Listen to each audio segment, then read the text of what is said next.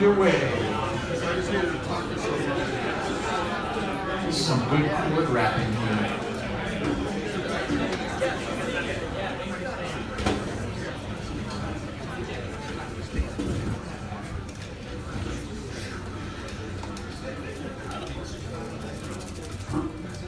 Did you like my set last night? This is the song, one of the songs I performed. Where's the music coming from? There we go. Thank you. How awesome were the Mavericks last night? It's pretty cool, right? Fantastic. All right, so let me run down what's happening for the next few hours here, ladies and gentlemen. We're going to do this panel metrics that matter to about 11:30. We're going to have a break. We got an amazing free at noon today, right? Paul Schaefer. Paul Schaefer's doing free at noon today, folks. And Robert Craig, right? I think that's happening, right? And then at 1:15, the world famous music meeting in this room. And there's going to be a very, very special guest right at 1:15. So you have to be on time, right? 1:15. Assuming free at noon doesn't run long, all right? And then we got a little free time. And then we're back here tonight for some more rock and roll. And so many awesome bands tonight. So many awesome bands. One of my personally, one of my favorite new bands, Low Moon, are playing at 8 o'clock. So they mean a lot to me for that. We'll come to everything, but you know, I've seen Low Moon a few times now. They're mind blowing. All right, no expectations being set up there. All right, so kind of continuing in the realm of the digital. We're going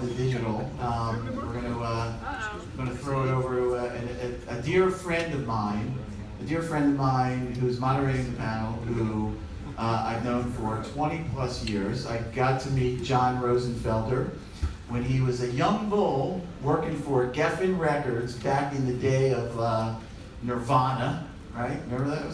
That was a short while ago. Anyway, Rosie, I don't think we want to call him Rosie anymore because he's transitioned to adulthood now. So, but that's okay. Rosie was such an awesome promo guy. The one story I can tell about Rosie is when did Sloan? Did everybody know the band Sloan? Remember the band Sloan? They were on the Geffen DGC or whatever roster, right? The DGC thing, yeah. DGC. So, 92. Canadian power pop band. They released their debut album, their DGC debut, on January 19th, 1992. And Rosie knew I was a huge fan of the band. January 19th is my birthday. So I'm sitting at home that night, and my phone rings. Who's the fucking guys from Sloan? Come on. Rosie made it happen. I was only 6 years old at the time, though, so that's all right. So I'm going to... And I was 4. So Rosie has made the transition, sort of out of the promo world into the world of big data and metrics, and he's a really smart guy. So I asked him. He and I have stayed in touch over the years, and when I called him with, he called him. He actually approached us with this idea last year, and we nixed it. But we said, you know what, metrics are mattering more than ever. Let's make this happen. So Rosie and I have been talking. About what really are the metrics that matter to the radio people in the room, but also from a record perspective as well. So we put together a panel of folks. I got David from The Current here. Thank you very much for joining us. Mr. Sean Ross on radio. One of the smartest guys writing about formats and radio for a really long time. He'll talk a little bit more about who he is and what he does. And you should all subscribe to his newsletter, okay? That's a good one, right? And then you will know me by my trail of spam. Right. and I'm going to hand it over to Rosie now. So thanks everybody. Thank you, Bruce, and thanks for telling a pretty benign story.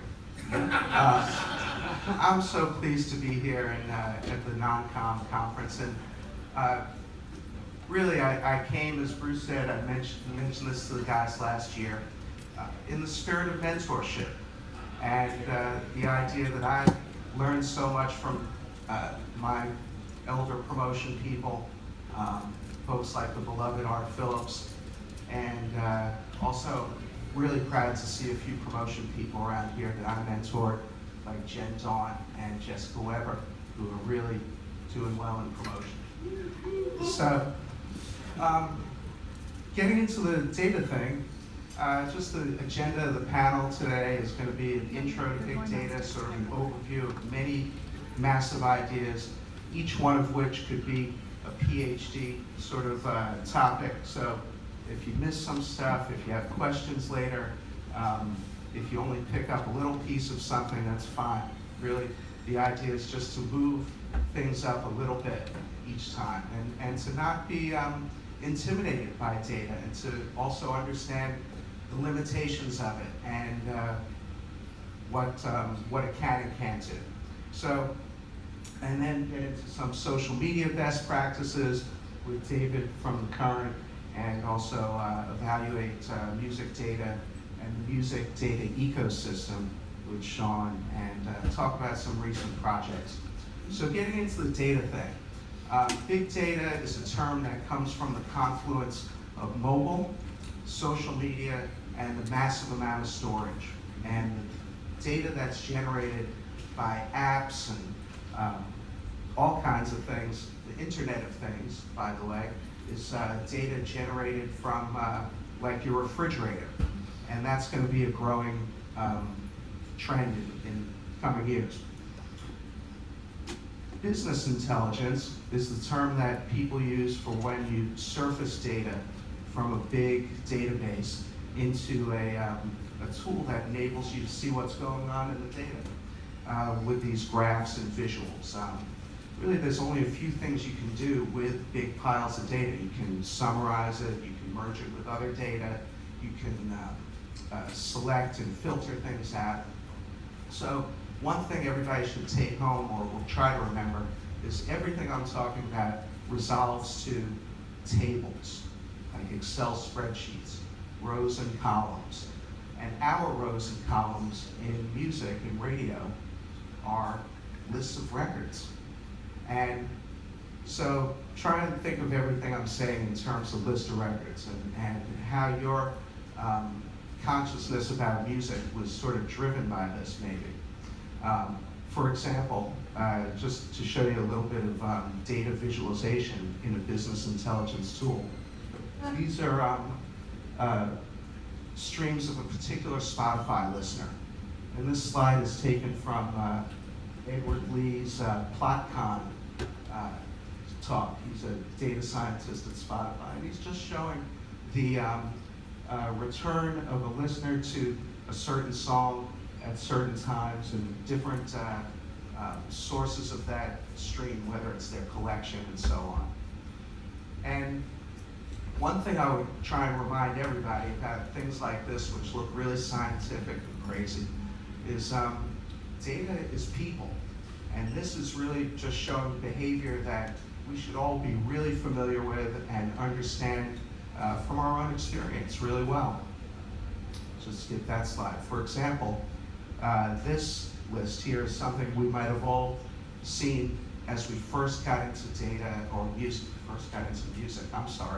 as young people. And this handout from a top 40 station near where I grew up. And you would see these lists and say, wow, these are the songs I heard. And maybe even as you got to know the data, and as a data person, this is really an important idea. You look at things and you become familiar with it. This is, shows a lot of bands, some of which probably never appeared on this list again. Some of which became regular participants. And number 84, by the way, is the theme song from the TV series Dark Shadows. So it was one of the original syncs. Oh. On a little indie label that usually did. It was Lawrence Welk's label. Quickest theme. So there were syncs even then. Right, and some promotion people could be excited seeing a record at number 84 on a 100 record list at a station like this, but it's actually a year-long list, so it's somewhat a more reliable amount of data. But like probably many people here, I don't know if you can see this, but this is a list of Jackson 5 songs I made when I was 7 years old. This is my Shroud of Turin. So, of course, like many people here, I became a college radio person. It was a good reason to go to college, actually. And started comparing my list to other people on the station and so on.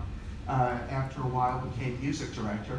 And my job was to organize something like this on the left, to schedule block programming and all the, quote, data exhaust from those shows, playlists, into a major, station playlist, which we could send to the trades.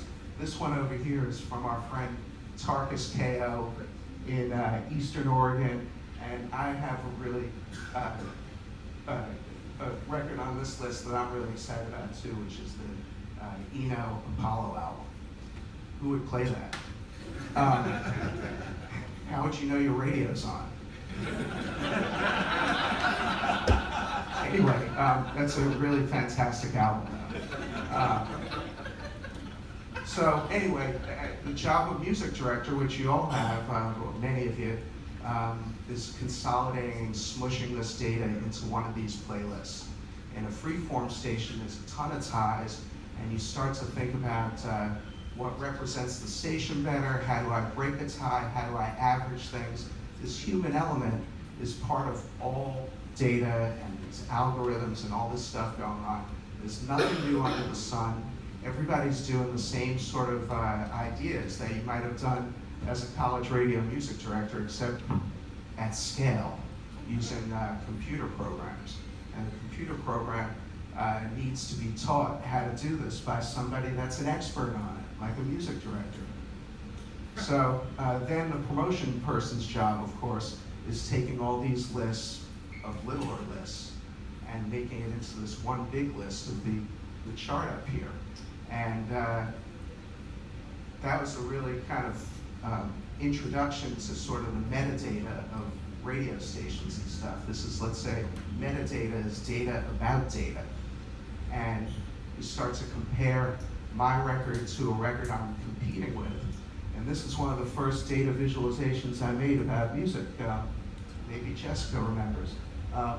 On the left here, we have the classic Joe Riccatelli yellow sheet. It's not really yellow like it's supposed to be, but it's supposed to be a list of stations that you got ads on. And in this case, it's comparing the panels of two records, and the Venn diagram shows what I've got and what they've got, and in the middle what we're sharing, and that would be a good way to focus my promotion team on the priorities for the week. And we had many number ones, and things were going excellent with this college promotion thing. As Bruce said, I was rolling with XPN, all these people. But then this list came along, and that changed the industry. And that's the Napster, LimeWire, peer-to-peer sharing. Did I put nephew in there? I'm sorry. Anyway, that idea, of course, goes back to, once again, comparing two lists. My list of records and the system's list of records. And one of the things that really, some of the subtle implications of Napster that maybe radio people were already thinking about, was this was now the entire history of music, digitized music as a database, right? So it was time to do something else. The AAA release schedule was slowing down, and meanwhile over here, this other, like if I went to South by Southwest just a couple days early, I could go into this whole different world which was exploding.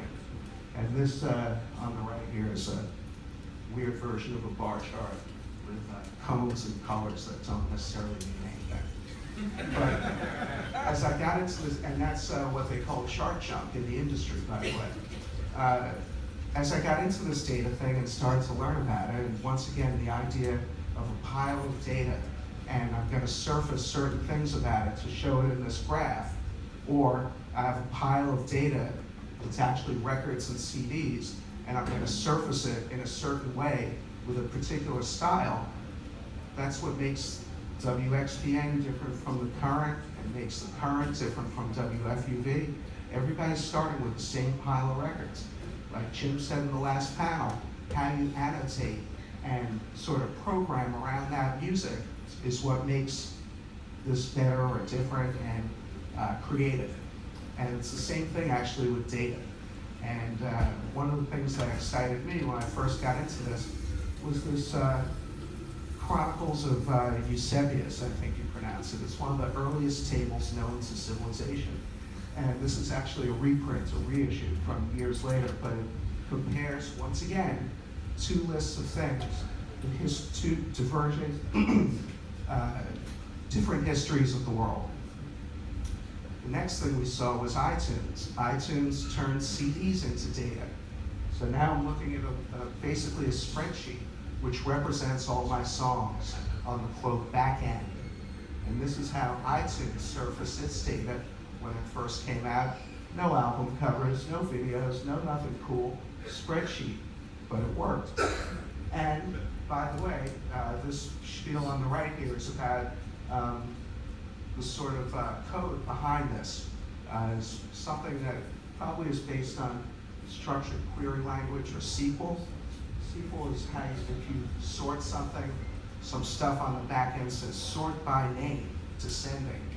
You don't see all that stuff, it's all on the back end, but if you want to be a data person, SQL is the way to do it. It's sort of the connective tissue, and it's considered the best, most desired job skill of the 21st century. And they also say this data science the sexiest job of the 21st century. I'm not sure. But anyway, this is another data and music situation here. Discogs is a cool website that probably some folks here have seen. You can put your records in and find out how much kids on there are willing to pay for them and what year and model they were and so on. And so I took my collection and put it into Discogs, took the Discogs data and put it into Excel, and then took the Excel and put it into this program called R. And this is a visualization of about 500 LPs. And look at this. We can't figure out which year I have the most LPs from. You can't really tell. But on this one you can. It looks like it's about 1986. And once again, I remind everybody, or maybe this is a spoiler alert, data is people. And on the left here, you see a data visualization broken down in 5-year increments. It looks like a normal distribution in a way. Like I got into music, I got into it as music director, really intense, and then CDs come along and I'm out of it. But if you look at this broken down by year, you can really see multiple peaks. You see a peak in the early 70s. That's probably records I salvaged or stole from my brother. The next peak is probably late 70s, around 1980. That's probably it for me. And then this radio station thing comes along. And by the way, this is purple because all my best records are Prince records. And a lot of those 86, 87 type of things are really pretty amazing to look at and of course listen to. So this whole landscape changed, and the whole thing now becomes how do we agitate or activate fans? And we've now transitioned because of social media and all that capability from lists of records to lists of fans, and how you can maybe influence or market or impact the adoption, sharing, fandom of a certain song or piece of content. So here's a little thing I made that sort of shows this music data ecosystem comprised of streams, syncs, Sean, tickets, whatever's left of albums and CDs, cassettes even, branding, etc., and all bound together by social media and hopefully copyright too. And if this makes it a little more bold and striking, think of this as your band's footprint. And as a radio person, how am I going to evaluate the potential of this artist in Philadelphia or any other town? And thankfully, we have some real experts here who are going to talk about this. So, Sean, you want to get rolling here? Right. Come on up. Good morning. My name is Sean Ross. I write a newsletter called Ross on Radio. I also work for Edison Research. I also consult a handful of stations, mostly classic hits and oldies directly. The newsletter I write, what I've been tracking for years is trends in music and how music gets on the radio, which brings us to this morning, and how the formats interact. The big asterisk here is that AAA is still different, and probably this room is different because there are people in this room who still rely on their ears and still rely on enterprise to find hit records. And congratulations, because that is becoming an exceedingly rare commodity.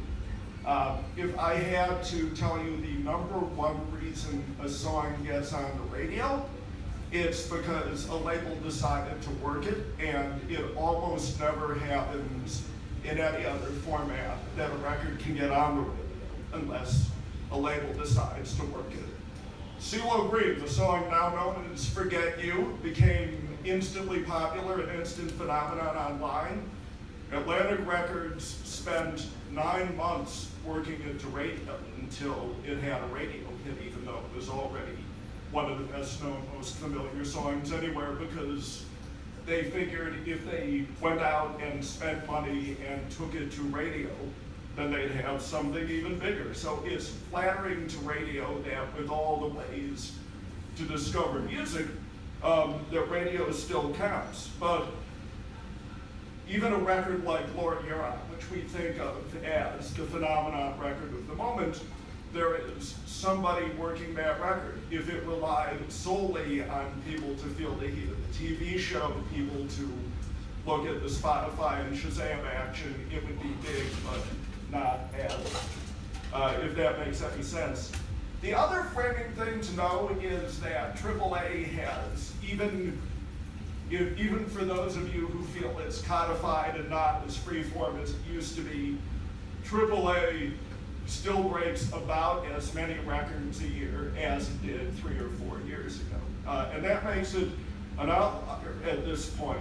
Nielsen BDS ran a list for me for a presentation I was working on a couple of years ago, and they reran it this year for me. They counted the number of top 20 songs in each format. And in the most active format, you have about 2 songs cracking top 40 every week. That used to be mainstream top 40. Now it's rhythmic top 40. 107 top 20 hits a year.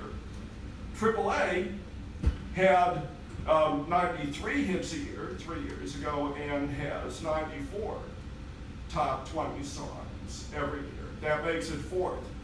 Alternative, on the other hand, top 40 is down, country is down, and mainstream commercial alternative is down precipitously. It is down from 91 top 20 hits a year to last year, 75.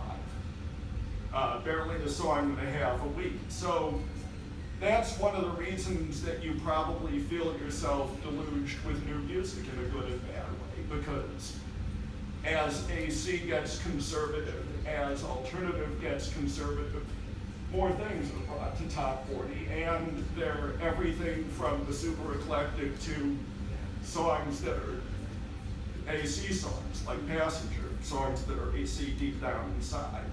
I'm going to talk about metrics now. There are 2 types of metrics. I mean, there are many metrics, but there are 2 types, and it kind of depends what your objective is in terms of what you look at on a record and what you quote to a label person. It depends whether you are exercising enterprise and trying to champion a record and trying to find an excuse to expose that record or continue to expose that record. Or it depends whether you're a gatekeeper and you're trying to keep a song you don't like off the radio. If you are a top 40 programmer, and you are concerned about losing the punch war, because if you lose the punch, you lose the quarter hour. If you lose the quarter hour, you lose the hour. You lose the day, you lose the week, you lose the month. If you are that programmer, you are looking at M-score. You are looking at the retention figures from a mere handful of PPM meter keepers on whether they left a record on or not, which could be an editorial decision, or it could be because they had to go to a meeting in the next office. Or you still look at call out. I thought it would be, and if you want to champion a record, there are lots of things you can look at, but it's interesting for all the places music can start now and all the things you can look at. There are actually fewer records breaking in general. Radio, especially mainstream commercial radio and other formats, has decided that if it can compete in terms of breaking the hits, at least it's going to compete in terms of helping people stay tuned in and know what the hits are. If radio can't break the hits, it wants to legitimize them, and it's, in a lot of formats, it's set that circle pretty tightly. In terms of what metrics matter, I thought it would be interesting to look at what metrics labels think matter now. I don't add records at a radio station on a weekly basis. I network with a lot of people, but I don't have ad power, so it makes it interesting that I still get a ton of promotional email blasts on behalf of records. I got 75 since Tuesday. David, I'm guessing you get more than that. If you count it. Yeah, I don't count. You'll have 75 by the time you clear them. 75 a day. It's a lot. We all are. So I decided to go through those and look at what the stories were that people were telling. And it's interesting, about a fifth actually don't have metrics at all. They're announcements. If you are in top 40 and you have the new Selena Gomez, you just tell people it's here and put it down. Or if you are a brand new artist and you don't have a story, there might not be metrics. And in between, there were, in fact, dozens and dozens of things that get quoted. Any guess what the #1 story in terms of what gets quoted in promotional blasts are? Streams are up there, and streams are increasingly important, but the #1 story is not even a metric, it's touring. Out of about 75, 80 promotional blasts I got, 28 of them, 30 of them had touring. Now, this is very good data, by the way, that you took these emails and you wrote down. Deeply empirical. But, I mean, the #1 thing, and again, for a lot of bands, that's the story they've got. Who they're on tour with, what their concert dates are.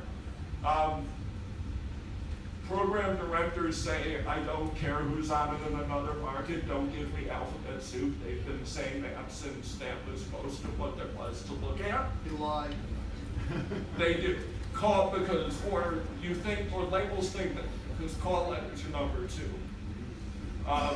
And third is chart numbers. Then you get to Spotify. And of course, there are multiple stories on Spotify. There are, but these top 3, by the way, are tier unto themselves, touring, call letters, and chart numbers. And then you get to Spotify. TV appearances, most of which are TV appearances, and despite Lord, you're not syncs. 10 years ago, when Chasing Cars broke, everybody turned their attention to getting syncs, and the problem was there was still those Lord Hurons and Snow Patrol Chasing Cars are still exceptional records. They are still records that work partially because they don't sound like they belong on the radio, and you can't have. I mean, we've come as close as possible to all of pop music sounding like that, but you still can't have a sync story everywhere. So what you have is, appearing tonight on Jimmy Kimmel. Then you have Spotify, embraced by many, not by everybody in mainstream commercial radio. Some people still consider it a competitor. Mainstream commercial radio guys do not want you to come in, by the way, with a story from the Sirius XM, which they consider to be A, competitor, and B, not us, because we actually have to get ratings and allegedly they don't. I see a few more Sirius XM stories being told than I used to. You have Spotify, you have Shazam, which, especially for people who don't use their ears and don't use Enterprise, Shazam has become the request line. Radio stations never did as good a job as they could have of taking all the curiosity calls. I would call asking about a record, and some bored sounding receptionist would tell me to call the request line. The request line was busy and not answering. These days, people can do their own curiosity calls without your help, but I think that I always thought curiosity calls were meaningful, and to the extent that Shazam has become the new version of the curiosity call, I think it's great to have that writ large. And to some extent, because there are fewer heroic music directors, because there is not somebody listening to Rod Stewart reason to believe and going, this is good, but the B-side Maggie is even better. Maybe I'll play that. Because there are fewer heroic music directors now, to some extent, Shazam has become America's music director. Not in this room, but I don't think that's unfair that people are relying on that. Well, I think one of the nice things about that is that it's the audience telling you what they want, right? And the audience finding records that are not necessarily on your radar, are not at the top of the stack. After Shazam and Spotify, there are still a surprising number of people using press quotes and blogs. iTunes are other downloads, but not as much sales as you saw, because there are fewer sales stories. I still take a sales story very seriously, especially now if somebody wants to spend even $1.29 to own a song when everything is available for free. If you get down the pile, you see streaming metrics in general, but for the most part, when people talk about streams, they talk about Spotify. And further down, you still see things like Rate the Music and Hit Predictor, the pre-release testing that labels do. You see a few mentions for everything from BuzzAngle to NPR Music to Radio Disney to Music Choice. I saw nothing about MTV Airplay, but I also get some Canadian blasts, and I did see much music mentioned. There was also a Playing the iHeart Music Awards, and there were two playing the Non-Comm Festival. There are a couple of things that are very important to program directors that you don't see. There's a guy named Jeff Green who, in country music, used to work with me at R&R and Billboard. Jeff has made a science out of this in terms of helping distill metrics to label and radio with a company called Stone Door Media Lab. And Jeff did a presentation at the Country Radio Seminar this year on both what PDs think is important and also sort of the sweet spot that becomes predictive. And what PDs in country, and country is still, very mainstream country is still very much ruled by the chart game. But what PDs in country think is important, airplay and chart numbers and who else is playing it are still very important. Artist image and track record still very important. And disarmingly, my group is doing a spin program, and I'm playing it as a corporate mandate, was in the top 5. Also, they played a free show for my station, was in some top 5s. Call out. You don't hear as much about it these days. People don't have the resources they used to have in terms of having actual random dial call out as opposed to just asking the listener database, which is very different. Doing music research from the listener database is basically another form of request line. Going outside and getting strategically selected random people is something different, and people don't have the budgets to do that like they used to, but it still very much exists in other formats. The difference is that if your record's not doing well in call-out, you have to wait for 3 weeks until the station has another wave of call-out coming. How many people in this room know what M-score is? M-score, it's not talked about and it's not quoted because it's proprietary, but it's still there and it's still a buzzsaw for some records. It used to be that you couldn't really get past the top 20 without having M-score and call-out.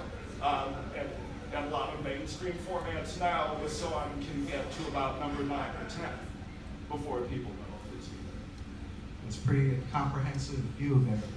Well, and I mean, some records like Bury and Hill Down, roar into the top 10 in 6 weeks and suddenly run their course. And what happened was that either call out or M-score kicked in. Right on. Well, is that most of it? Just going to say one other thing, which is, there are 2 metrics that I think are very important, and they're not things that labels think to quote at all. One is orange-eyes. There are lots of records that, like the Jane record that the current is playing. They're exotic here because labels have decided to treat them as if they're exotic. But first place I heard that record was on French Top 40 radio. It was, sounded great in between all the hits. The other thing that I think is the best story about when you've got something is when you force the competition on it, or when you force the commercial alternative in your market to play it. I think when one station can force another record, I think that's about as legit as it gets. Excellent. Well, I think one of the most brilliant one of the beautiful points that Sean made out of that whole real serious music data ecosystem is that if you don't have data, you can create your own data out of these emails. He found something that he could sort of, that seems relevant within just the text of emails, something most people wouldn't think to do data on. Talking about footprint, let's bring in Dave. Yeah, I think Did I say David? I meant Sean. One thing, this is a cute slide here, sort of built off a little bit off the footprint idea, relates to the Sean idea too. What shoe would represent different formats here came to mind as I got into this data? Is it Converse footprint really the best for AAA and non-com, or is it more like this Birkenstock here? Look at Bruce. I'm wearing the Timbs. Yeah, Well, there's the you Timbs. know, Because I don't fuck around, bro. multicultural experience here. It's the World Cafe. So, David, as we talk about footprint and how radio and record company people, managers, independent entities, etc., how can they activate fans the best way using this social media graph and environment to really propel things, and also in a way, given what Sean was talking about, what sort of metrics or intuitive sort of things you use to decide what to promote? I think everything that's been mentioned so far is something that we use, and I don't often think about it week to week, like this is the data we use to make decisions. But as I made 2 columns. Big data, which I don't think any of us really use big data in this room when it comes to programming, and then just data, right? The stuff that we learn about, that we... How about call it little data? Little Little data is or the small. industry term for data that can't be detected by computers. That definitely fits the category. And a question for the room, how many people actively use information like the information that we're talking about when making decisions on what to add each week?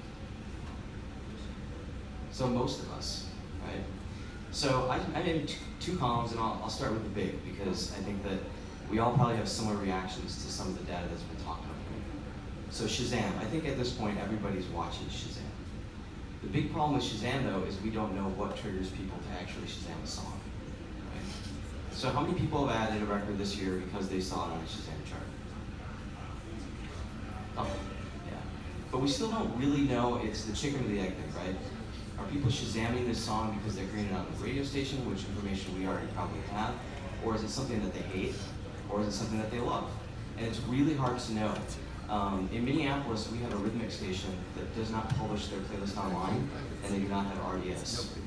And a very smart record rep I know has a theory that they're doing it intentionally to see if they can get records to Shazam. What's that song? And when we see a song pop up on the Shazam chart in our market that's only being played on that station, we know it's working, right? It doesn't necessarily mean we're going to play it, but those are very small examples of where you see that information being meaningful and actually mattering. But a lot of the times, we just don't know the human factor. By the way, tell people where to find the Shazam chart. You can find it online, you can use the app. There's also an email distribution list, and if you're not on it, they actually send out a spreadsheet, if you like spreadsheets, that breaks it down by geographic region and somewhat by genre/form.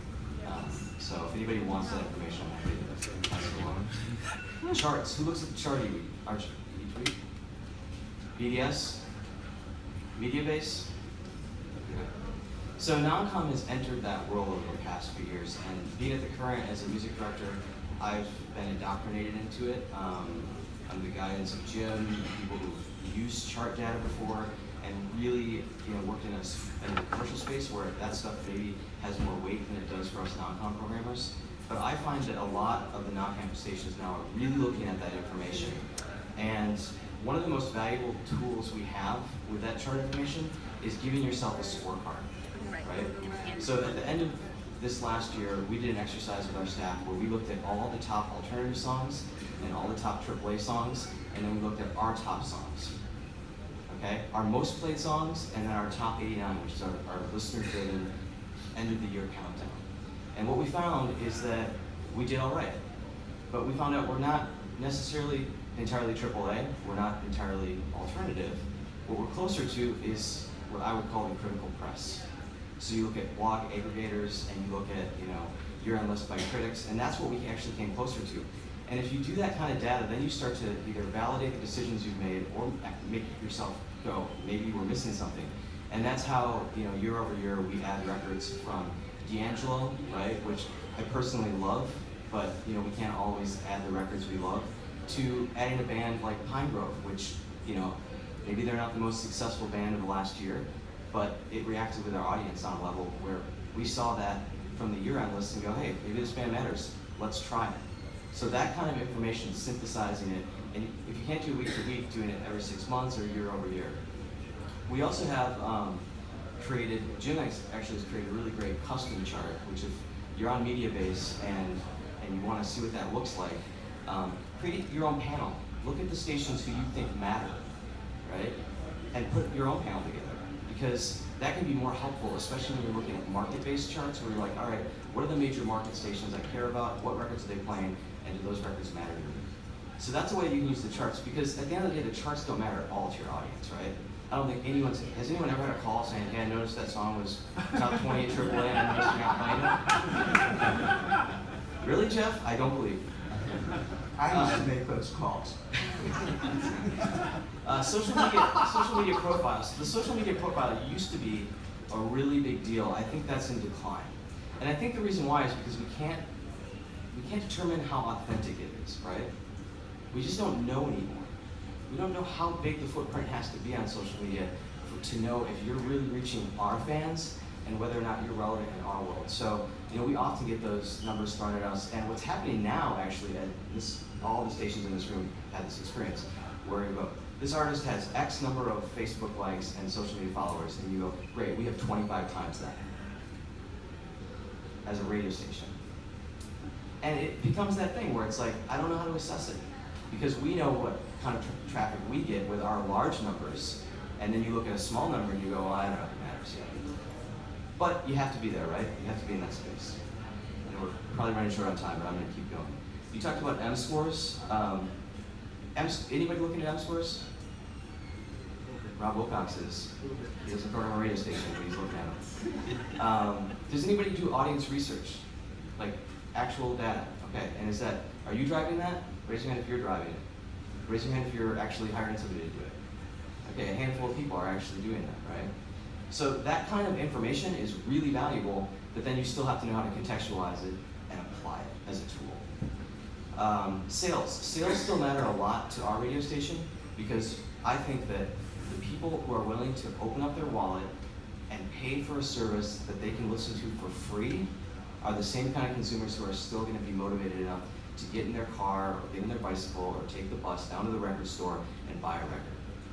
That's a real response. That's a human behavioral response that's different to me than hitting play for 10 seconds on a stream on a new music playlist that was put together on Spotify, and now, excuse the snark, we also don't know how those playlists are compiled or who's actually working those songs to the DSPs. We actually don't know, and they're very secretive. If anybody knows how that works, I'd love to know. Do you know? I get an email every week from someone whose job is to push people to add songs. On the radio side, though, we're not really privy to that. At least I'm not. Maybe some people in the room I'll are. tell you later. Okay. YouTube. Okay, so this is another issue with Non-Comm. Most of us have a really broad audience, like from 25 to maybe 65, maybe 75. I don't know. Depends on your station. If you have 2 million plays on YouTube, that's a significant amount of traffic, right, for your song. The problem is, who's using YouTube to discover music? Right. Mostly people 18 to 24 or younger. For people in the room who have teenagers, and I don't have a teenager, but I've heard this anecdotally, that's where kids find YouTube. The problem is, what if that's not your demo? Okay, so then it's a strategic decision. How many of those records do you care about to try to attract that audience, if you think you can? Because mom and dad are listening to the radio in the car with the kid, and the kid hears a song and goes, oh yeah, I know that song too. If you're trying to create that experience, maybe it's valuable too. Or, maybe you're just, that's the way you find the songs that are big. A lot of people found Goatee that way. Was first on YouTube. I think that's an important point, by the way. You're describing a behavior, and you're also aware of the limitations of, let's say, the platform in terms of representing the audience you really care about.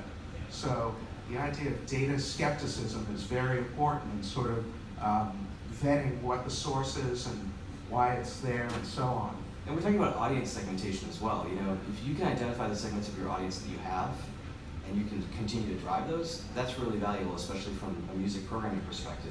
There's also the other service that we provide, which is human beings actually sharing the music with you and being part of the community. To me, I think that's often just as powerful, sometimes more powerful, making that emotional connection. But figuring out what those audience segments are is really valuable, because if someone says, hey, you know what, this is the hottest artist on Tinder right now, who was it who introduced their album on Tinder? It was, I can't remember. But it's like, well, how many of your listeners use Tinder? Can you find out? Segmentation is an important idea. Tour metrics are really When important. you're exercising enterprise, which is some cool term that Sean was saying, which I take to mean you decide to push the button on something, right? Is that what exercising enterprise means? Going off the menu of things that have been worked to you by the record. And so I was going to also say, tour metrics are really important because money's actually being spent, right? Marketing dollars are being spent to get the band on the road. And you know that if you have music fans who listen to your station and they go to shows, and maybe they only go to 1 or 2 shows a year, they might still be looking at those ads, or those ads are popping up on Facebook. And as a Facebook user, I see it all the time. Slow Dive's coming to town. Oh look, there's a Facebook ad. We're playing Slow Dive. The two things don't always get directly linked, but that indirect link is really important in terms of knowing what's relevant to music fans in your market. And I think that's why we all ask that question. I think it drives people crazy sometimes, where it's like, well, is the band coming to the market? And it's not so much about, is the band, playing the biggest venue, but is there tour marketing that's happening? Because let's get real, there's less marketing around the sale of physical records than there was probably 10 years ago. And then there's small data. Can I just quick, I know we're running out of time, but Yeah. I was just going to say, mention some of the things that we use internally. And going back to sales data, one of my favorite things to look at is the Electric Fetus in Minneapolis actually sends out a PDF, and it's their top sales. And that's one store, but that is probably the best sample I can get of people who are actually going to record stores in the Twin Cities. And when I saw, Bob Dylan's triplicate on that chart, it just validated, yes, we're in Minneapolis, we have to play that Bob Dylan record. People want to know what it sounds like. And if I see a record on there that we're not playing, it makes me go, oh, maybe we should play that record, or, what's up with that? We have a chart show that's listener driven. It's a small amount of information we use. DJ meetings, whether you do one-on-one or in a group, listen to your staff, assemble the smartest music people you can, get people from different age groups, people with different tastes, and listen to them. Online playlist ratings, we've used that in the past until I have a theory that one of our weekend DJs is actually the only one who's going and rating the records. Listen to other radio stations. People joke about how much Australian music we play. There's a renaissance of indie rock happening in Australia, and a lot of that can be found on Triple J. You can spot it right in the middle of the chart, whether it's Alex Leahy, who is still developing, or Amy Sharp, who already has a big hit in Australia. That's really valuable. Listen to BBC as well, because even though you were talking about that artificial creation of imports don't exist anymore. They don't really. Everything comes out on a Friday, and for the most part, it's available worldwide. And if it doesn't go anywhere, it probably isn't going anywhere. But there's some records that are artificially manufactured as imports, and if you can find those and find the ones that you like, they can go a long way for you. And then you're way ahead of the curve, especially if you're dealing with an alternative competitor. I'll also just say, like, if you use Slacker, you can access information through them. Web stream data, you've probably seen your web stream data go up, and then blog aggregators and scores. And then I'll ask one last question. How many people in the room are collecting listener information and have a CRM strategy? Okay. Email lists and audience segmentation is becoming a very powerful thing, and we talked about this last year. Jim was on a panel and talked about our Prince programming. We had a very specific segment of our audience who signed up for a Purple Alert, and we found out who those people were, and we were able to message to those people who actually want the email way more effectively, because people don't actually want your emails. At least I don't think they do. Unless you send them the email that they didn't know they needed. That's very powerful. Awesome. So collecting information and trying to figure out how to make that connection with people one-on-one is way more powerful than necessarily just knowing your queue number. Thank you, David. Some incredible points. A lot of info. Segmentation. What are some of the other big data things? Oh, there's just a song summary. That's the other one I forgot about, yeah.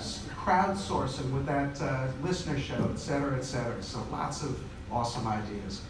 And just to kind of round things up, I want to just go over a couple of public and free metric sources that you might want to look at. This is YouTube for Artists, which shows lists of songs in particular cities. This is social media data from Next Big Sound, the Pandora data thing that consolidates a lot of social media feeds and so on. This is some Spotify data taken from the analytics page. And this leads me into one thing I want to ask David as you're making these decisions, and Sean too, when you don't have data and you want to solicit, let's say from a label or a manager, people that have sources that you don't have, access to things you don't have, what do you ask for, and how do you sort of vet that info? I think you have to start just by listening to the song, and I was joking but not joking, then there's the songs that just sound right. You hear them, you go, I have no idea, I don't know what the metrics are, I don't know what the story is, but is that a great song, and is that something that fits us? And we have the freedom at this format to do that still. Well, let's say it's a borderline situation, and somebody played historically, and the new album's terrible, and they're coming to town, and so on and so on. Yeah, we're facing that. I think every station's facing that, right? Which ones do you hold on to as your bandwidth is limited, right? You can't add, how many people add more than 5 records a week? So this idea of reducing uncertainty. Yeah, you have to try to figure out like which ones you stick with and which ones do you move on to make space for the new. And that's a really difficult one, and I think everybody in this room would probably have a different answer. You know, for us, I think it's just what rises to the top each week and what's most relevant to music fans who are listening to the current. And you know, we're still a local radio station, so that sort of national marketing plan and those stories definitely matter. But at the end of the day, if an artist is coming to town in 6 weeks and we feel like we might play this artist 2 months later, it's like, why not just play it now? Because this is the time to talk about it. Well, and I think the good news, especially for a station like yours, is that there are so many stories out there that if you have something, you know. You don't necessarily know it the same way twice for 2 different records. But if you have 5 weeks of radio silence after you put a song down, then you probably don't know something. Yeah, I go back to, you know, listen to the people around you. If we do DJ meetings every 8 weeks, because I think it takes about 8 weeks for anything to sink in, whether you're on the air or you're a listener, you know. And if you're meeting with somebody and they go, I don't understand why we're playing that, and you can't tell somebody why, then I think you have to question, like, what are we still doing with this song on our playlists? And it doesn't matter, because I think each song has to have somewhat of a purpose, you know. I think you have to be able to justify it. We have time for a question or two from the audience. Does anybody have a query? Sir?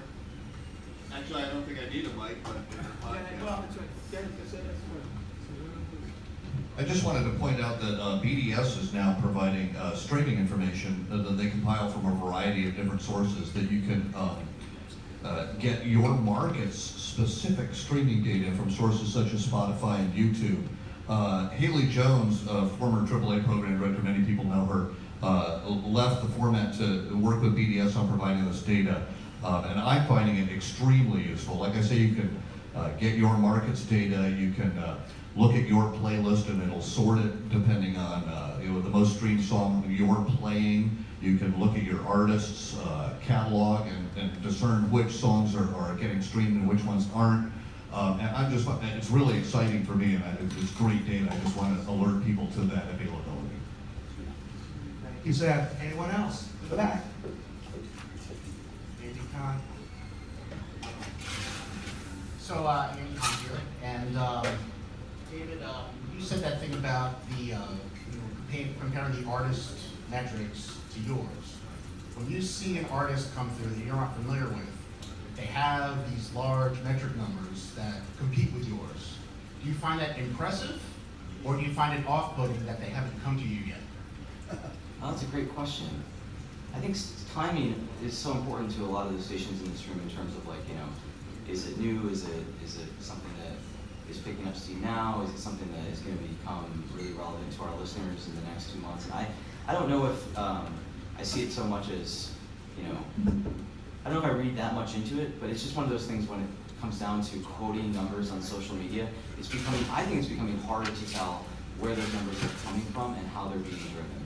Right, if that's all you looked at, you'd play Shawn Mendes. Exactly. Yeah. Maybe not, but in yes. terms of, I mean, those are the acts who are Yeah. even better at creating social media buzz. You wouldn't not play a record because the band didn't have followers or would. Right, exactly. It's sort of really, you know, it's disorienting, I think, if you're working a record or radio and it's radio stations like, maybe the current fits in this category. It's like, it all matters, oh, and by the way, then none of it matters, depending on the given week or the song. So, you know, if you love a song enough, hey, okay, let's do it. But sometimes the metrics and the data, like that stuff will persuade somebody, or it might just help you validate what you already think you know. And I think that's the challenge we all have, because, you know, one of the luxuries that stations that do research and commercials, especially on the commercial side, is they just know a lot more about how people react to those songs, whether we want that information and actually want to use it to program. Some days, I'm sure many of us would just like to know. We just like to know that information. Why wouldn't you want to know? So we just have to use other sources to validate what we think we know or what we think is working with our audience. Great. Well, we're going to wrap up. I'm getting the high sign from the guys here. Thank you, everybody, for taking a look at this. Sean and David, Lucy Banner, and the whole long-time community. Thanks very much. See you next year.